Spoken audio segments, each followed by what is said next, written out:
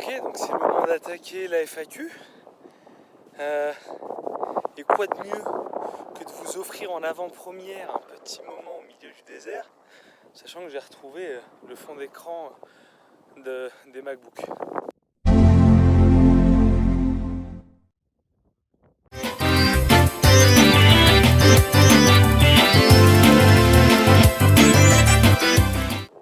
Donc déjà vous êtes plusieurs à me demander si je vais bien, et oui je vais bien, merci beaucoup. Tout se passe très bien pour moi, et ça c'est le plus important. Ensuite, en ce qui concerne ma meilleure anecdote, je vais donner un truc un peu funny. J'étais en train de faire du stop et il y a un camion qui s'est arrêté pour me prendre. Tout se passe très bien, enfin, le mec est super sympa, on rigole bien et tout. Et c'est pas qu'à un moment, le camion il s'arrête parce qu'il doit s'arrêter, de faire une pause tous les X heures. Enfin, je crois que c'était toutes les 2 heures, un truc comme ça. Il s'arrête, on continue de discuter, tout va bien. Et d'un coup, d'un seul, le monsieur, qu'est-ce qu'il fait? Il commence à paniquer, il regarde dehors et tout, un peu suspicieux. Et parce qu'il y a un autre camion qui s'est arrêté à côté de nous, donc du coup, le mec se méfie. Et je lui demande si tout va bien, et vous me connaissez, un joyeux luron, je continue de le divertir et de faire des blagues. Et là, il me demande, il me dit, ouais, j'ai un passé un petit peu sombre, tu sais, t'inquiète pas, c'est pas contre toi, je sais pas quoi. Et je vois qu'en fait, il a pris dans ses mains un fusil à pompe. Donc, basiquement, j'ai fait du stop avec un mec qui avait un fusil à pompe. Donc, on ne rigole pas avec les camionneurs, on est gentil avec eux et on espère qu'ils ne nous tirent pas dessus. Nouvelle question, on me demande, les gambettes et la marche, comment ça va? Et en vrai ça va. Maintenant c'est bon. Au début c'était vachement dur parce que j'avais pas l'habitude de marcher autant et surtout avec un gros sac à dos sur le dos. Maintenant ça va. Après je marche pas des masses non plus. Je pense qu'en moyenne je dois faire peut-être 10 km par jour parce que le principal c'est du stop ou des bus. Mais donc techniquement maintenant ça va mieux. Maintenant tranquille, easy peasy. Je gère ça tranquille. On a les jambes qui sont prêtes et on peut marcher encore plus longtemps. Le pays qui me hypait le plus jusqu'à présent c'était l'Iran parce que justement on connaît pas grand chose de ce pays-là. Enfin, on sait pas ce qu'il y a là-bas, on connaît pas les gens, on connaît rien. C'est une culture qui est vachement différente de la nôtre. Et maintenant que j'y suis, je pense que c'est cool. Je suis assez content. Et prochaine étape, je pense que le prochain truc vraiment qui me hype, ça va être l'Amérique du Sud. Je suis assez pressé de voir comment ça se passe là-bas. Est-ce que tu t'étais imaginé quelque chose avant de partir ou tu ne t'étais pas projeté du tout? En fait, au début, j'essaie quand même de ne pas me projeter, d'être au maximum dans la découverte et de ne pas avoir d'a priori. Mais j'avoue quand même que j'avais quelques petites attentes, quelques petites espérances où je me disais que ça allait être facile de trouver des endroits où dormir, que chaque jour allait être une aventure exceptionnelle. Non, la vie c'est pas comme ça, la vie c'est beaucoup il se passe pas grand chose de fou, c'est sympa mais c'est pas transcendant quoi. Tous les jours il n'y a pas des trucs de malade qui se passent, mais voilà, c'est la vie quoi. Et est-ce que ces projections répondent à mes attentes? La réponse est non. Justement, je me projetais à quelque chose je me projetais vers quelque chose et finalement, ça se passe pas pareil. Quand j'ai dû trouver des gens chez qui dormir, oui, c'était pas aussi simple. C'est pas salut, je peux dormir chez toi? Non, les gens disent non quand on leur pose cette question-là, basiquement. Du moins, c'est très très rare qu'ils acceptent. Donc c'est un peu plus compliqué que ce qu'on peut penser. Mais après je pense que j'étais un petit peu naïf aussi là-dessus et que pour moi tout le monde il est beau, tout le monde il est gentil, mais tout le monde ne fait pas ça, Elias. Est-ce que je suis satisfait du tour du monde? Pour l'instant oui, j'ai pas fini le tour, mais pour l'instant tout se passe bien, même s'il y a des petits... le chemin était parsemé d'embûches par moments, il y a des petits couacs.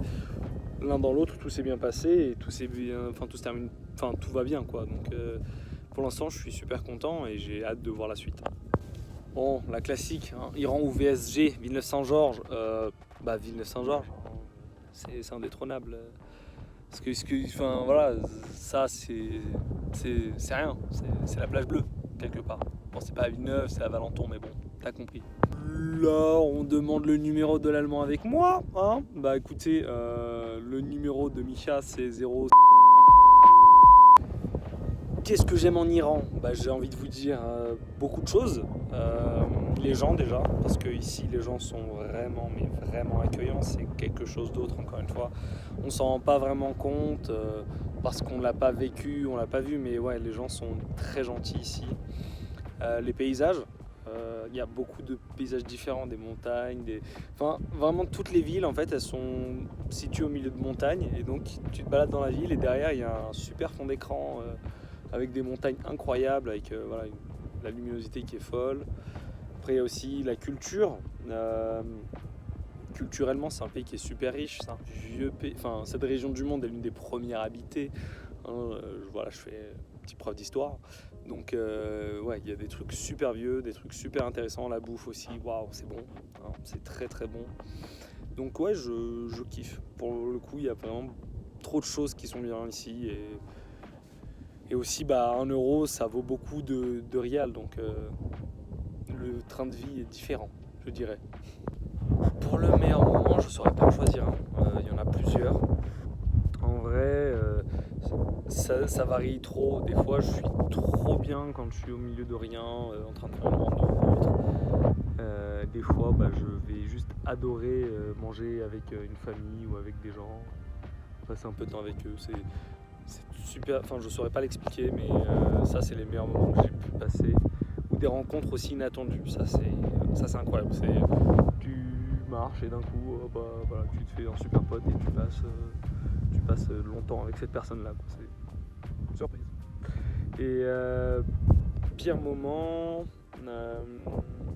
en vrai je pense que j'étais pas dans un super bon mood quand je suis arrivé en Géorgie. Parce que bah, je venais de quitter la Turquie où j'avais pris mes bases, ça faisait plus d'un mois et demi quasiment que j'étais là-bas. Donc, j'avais mes copains, je commençais à comprendre un peu le turc, la communication ça se passait bien. Et d'un coup bah, je dois partir dans un nouveau pays avec une culture qui est vraiment différente de la Turquie, de la culture turque. Et ouais, le changement était assez brutal. En plus, à un moment j'ai dormi dans la rue. Je me suis fait têche d'une gare routière. Je voulais passer la nuit là-bas et partir tôt le lendemain matin et le mec m'a dit non, tu sors, et du coup j'ai dormi sur un banc. C'est froid, j'ai marché, j'ai failli me battre avec des chiens, enfin bref, c'était des trucs un peu... C'était un moment pas coolos, mais du coup il faut que je retourne en Géorgie pour prendre ma revanche parce que je suis sûr que le pays est bien mieux que ce que je pense. Ok, pour le budget, du coup, là, on parle des sous-sous, hein, un sujet très important dans le monde capitaliste dans lequel vous vivez. Hein. Non, ouais, oui, c'est important. Budget, j'ai prévu 10 000 euros pour l'année, avec visa, avec tout compris. C'est pas beaucoup, ça devrait suffire, je pense, parce que bah, je vais essayer de dormir au maximum chez les gens et tout. Hein. Je vais essayer d'avoir le train de vie le plus bas possible. Mais ouais, 10 000 balles, c'est le budget total. Est-ce que j'arrive à suivre mon budget? Bah, pour le moment, ça va. Je me débrouille plutôt pas mal. Là, en moyenne, je suis à moins de 20 euros de dépenses par jour.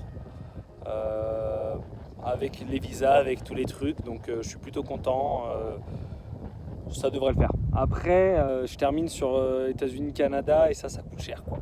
Quel est pour le moment mon pays préféré? Bah, c'est très dur de répondre parce que c'est trop différent. Enfin, j'ai adoré la Turquie, j'ai adoré l'Arménie, j'ai adoré l'Iran. C'est des pays qui ont quand même une culture commune mais qui sont super différents au final. Et c'est super dur pour moi de juste en choisir un. Mais ouais, la Géorgie est moins vu que bah, j'ai eu une expérience un peu plus compliquée là-bas. Mais je pense que le pays aussi est assez incroyable, vu qu'il y a beaucoup de montagnes, il y a beaucoup d'endroits, il y a une nature qui est assez folle, il y a des chevaux sauvages, genre ça c'est génial. Alors qu'est-ce que je suis pressé de retrouver à mon retour et qu'est-ce que au contraire je n'ai pas envie de voir? Bien je dirais que ce qui va me manquer ça va être principalement ma famille. Donc quand je vais revenir je vais être très content de voir ma famille, de voir mes copains, aussi de reprendre un semblant de vie normale. C'est quand même un luxe qui est assez coolos.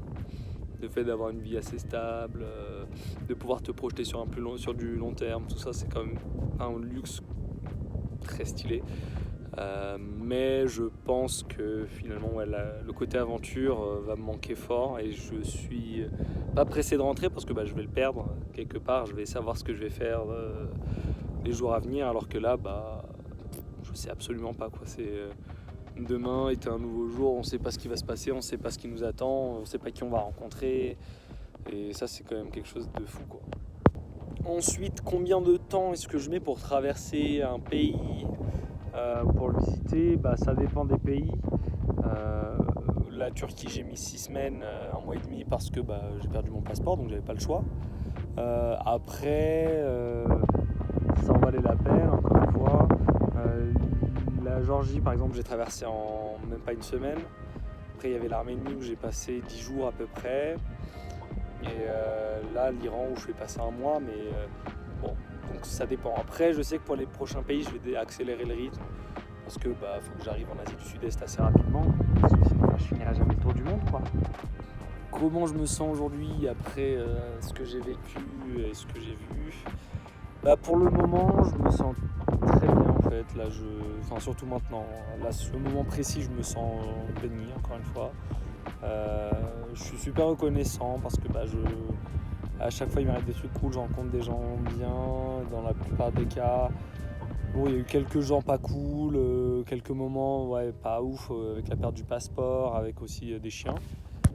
Mais dans l'ensemble tout se passe bien et je suis vraiment super heureux parce que je rencontre vraiment des super gens et des gens qui essaient de prendre soin de moi, qui essaient de m'aider et ça c'est un truc super cool. Et paf, changement d'atmosphère, changement d'ambiance. J'ai pas pu finir de tourner dans le désert parce que la nuit tombait, fallait installer la tente, négocier pour rester dormir là-bas, blablabla. Mais voilà, je reprends. Donc prochaine question, comment je me loge et comment je trouve des gens chez qui dormir en général? Écoutez, en général, il y a un truc super qui s'appelle Couchsurfing. Aïe, je me suis fait mal. Il y a un truc super qui s'appelle Couchsurfing. Et en gros, tu peux te faire accueillir par des gens qui t'offrent le gîte. Et ça, c'est très sympa quand t'en trouves. Mais bon, parfois, ça peut être un peu compliqué à trouver. Surtout que je sais pas exactement quand j'arrive et dans quelle ville j'arrive. Tout ça, c'est un peu... des fois, c'est un peu compliqué. Sinon, si c'est pas Couchsurfing, peut-être des fois spontanément les gens peuvent me proposer de dormir chez eux. Genre quand je fais du stop par exemple, les mecs peuvent proposer, vu qu'il est tard, tu veux pas rester dormir, tout ça. Ou alors quand je demande, mais c'est quand même vachement plus rare. Sinon après il y a la solution tente dans un petit spot cool. Ça aussi c'est plutôt pratique, mais l'hiver vient donc il fait quand même assez froid, donc c'est un peu compliqué. Là en Iran c'est cool, surtout dans le sud de l'Iran il n'y a pas de souci, mais voilà, c'est une mauvaise idée quand il fait 0 degré ou moins, et surtout quand il pleut, c'est très compliqué, l'humidité c'est galère de fou. Et dernière option, sinon des hostels dans des dortoirs, des trucs comme ça où ça coûte beaucoup moins cher. Peut-être on est à si on paye 5 € la nuit quoi, c'est cool. Mais voilà, j'essaye au maximum d'éviter d'en arriver là. Est-ce que j'ai fait des photos avec votre appareil Elisa? Oui, j'en ai fait, sinon je l'aurais pas pris avec moi. Et non, j'en fais une par pays en gros. Et comme ça je me ferai un petit album avec les photos développées pour ce voyage. Quelle est la finalité du voyage? Écoutez, l'objectif c'est d'arriver jusqu'à Montréal en passant par l'Amérique du Sud et tout, pour faire un vrai tour du monde. Mais voilà, c'est pas dit si jamais je traîne trop ou quoi. Dans tous les cas, novembre, je reviens à la maison. Je reviens à Villeneuve-Saint-Georges en novembre dans tous les cas. Et on verra à ce moment-là. Après, finalité... au niveau du voyage, je sais pas, et justement c'est ça qui est cool, c'est que je verrai. Est-ce que j'ai un projet cheveux longs? Eh bien, je dois admettre que oui. Projet cheveux longs en cours. Je me coupe pas les cheveux de l'année, de tout le voyage, comme ça, quand je reviens, je peux faire un petit don de cheveux aussi au passage. Et voilà, on fait d'une pierre deux coups, quoi. On voyage, on kiffe et en plus on fait des dons, c'est pas beau la vie, hein. Comment est-ce que je vis mon aventure? Bah écoutez, c'est super intense en vrai, c'est beaucoup de hauts, beaucoup de bas, des hauts très hauts, des bas très bas, des moments fatigués où il y en a un peu marre, des moments où au contraire là je suis en mode waouh mais c'est incroyable. Ouais, c'est vraiment tout ça quoi, il y a un peu de tout et c'est assez fou, c'est ce que j'aime beaucoup en fait avec ça, mais pour le moment je le vis très bien ce voyage, hein. Je suis très content de le faire. Genre j'ai l'impression de voyager depuis des années alors qu'en vrai ça fait 3 mois. J'ai vraiment l'impression de faire ça depuis toujours. Des fois le temps il passe super lentement, des fois ça passe super vite. Voilà. Tout est super intense. Et avec qui est-ce que je voyage? Généralement je voyage tout seul. La majorité du temps je suis tout seul. Mais il y a des fois où je vais voyager avec des gens pendant une courte durée. Et là la plus longue durée c'est avec Misha. On s'est chauffé pour traverser l'Iran ensemble parce que dans tous les cas on voulait aller au Pakistan et on avait comme projet de passer à peu près par les mêmes endroits. Donc voilà. Après le Pakistan, lui il va en Inde et moi je vais en Chine. Donc nos chemins se sépareront au Pakistan malheureusement. Où on reprendra l'aventure en solo à ce moment-là. Jusqu'à ce que je rencontre quelqu'un d'autre avec qui voyager. Donc voilà, c'est la fin de la FAQ, 3 mois que je suis parti déjà. Je sais pas, peut-être qu'on s'en refera une tous les 3 mois, histoire d'avoir un petit suivi trimestriel tous ensemble les copains. Sinon, prenez soin de vous, et gros bisous, je vous aime fort, et on se dit à très bientôt, ciao ciao.